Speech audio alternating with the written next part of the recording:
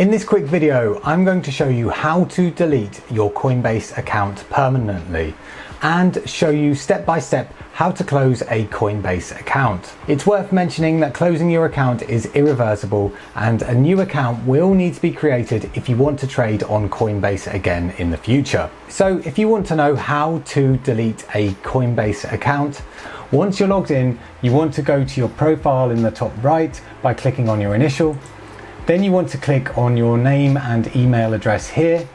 Then you want to scroll down to the bottom where it says close account. As you can see, you need to make sure your wallet is down to 0 before doing this.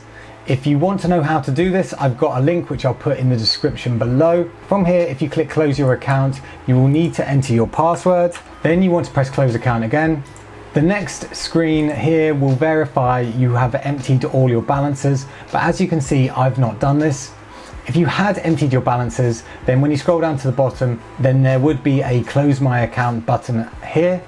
So to permanently delete your Coinbase account, you would then click this button, after which you will be logged out. It's worth mentioning that Coinbase will retain some personal information for a minimum of 5 years or as necessary to comply with legal obligations, to prevent fraud or to resolve disputes, which is outlined in their privacy policy, which I've also put a link to in the description below. So that's how to permanently close your Coinbase account. If you got any value from this video, then please smash the like button and don't forget to subscribe as I upload new finance and crypto related content every week. And if you're just getting started with crypto, you may be wondering what's the difference between a coin and a token, so I recommend watching this video next. It's been Ollie from Get Geek Finance. Thanks for watching and I'll catch you in the next one.